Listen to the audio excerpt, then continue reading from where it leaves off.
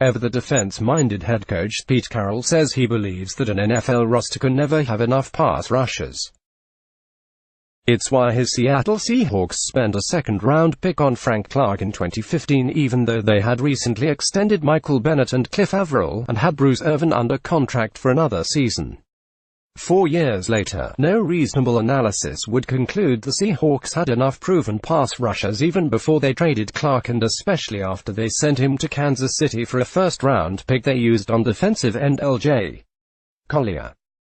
The Seahawks badly needed help there, and Ezekiel Ansah, injured shoulder and all, was the best of the options still available in early May. The Seahawks are taking a gamble on Ansah, but it's a necessarily one. According to ESPN's Adam Schefter, the one-year deal he has agreed to includes a very reasonable $5.5 million in guarantees and the ability to earn another $8 million. So the Seahawks have some protection against his shoulder injury, which league sources told Schefter might keep Ansah sidelined through the start of the season. But the Seahawks aren't hurting for immediate cap space even after making Russell Wilson the highest-paid player in NFL history. Trading Clark meant they no longer had to budget around his $17.128 million franchise tag. They'll free up as much as $4.8 million once they release Cam Chancellor, and would gain additional cap relief if they do the same with Doug Baldwin. 2019 NFL offseason coverage catch up on the draft. But with those players under contract for at least another season and the franchise tag at Seattle's disposal in 2020, adding a pass rusher takes precedence. Otherwise, the Seahawks would have sorely lacked firepower on the edge. That would have made life harder on a rebuilt secondary that might have only one starter, safety Bradley McDougald, with more than 2 seasons of NFL experience. The Seahawks got a career-best 10.5 sacks out of Reed last season, tied for the 4th most among defensive tackles, but no edge player on their roster had more than the 5.5 that Cassius Marsh got in San Francisco.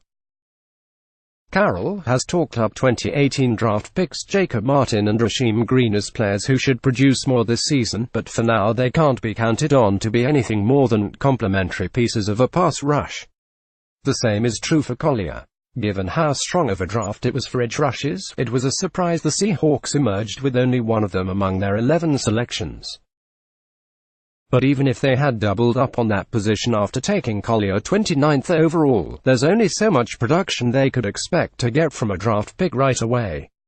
Over the past 10 seasons, only 15 rookies have produced at least 8 sacks.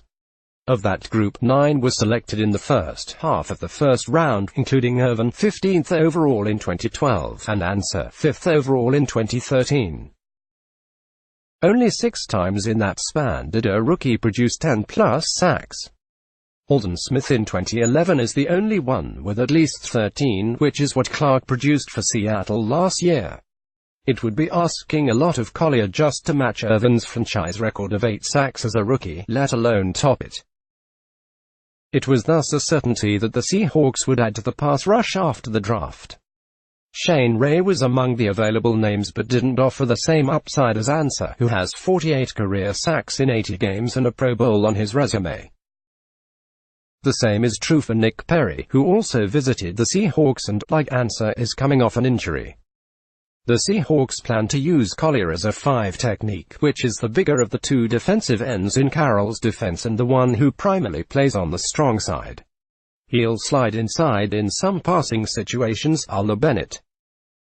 The Seahawks see Ansah as an ideal fit for their Leo end, previously manned by Chris Clemons, Avril and Clark. There's some symmetry between the Seahawks additions of Avril in 2013 and Ansah now. Both came to Seattle after playing on the franchise tag with the Lions the previous season. Avril and Bennett went on to become 2 of the best free agent additions in Seahawks history, both ranking in the top 10 on the franchise's all-time sack list despite playing only 5 seasons in Seattle. The Seahawks would take just one productive season from Ansah. They need it, which is why he's a worthwhile risk.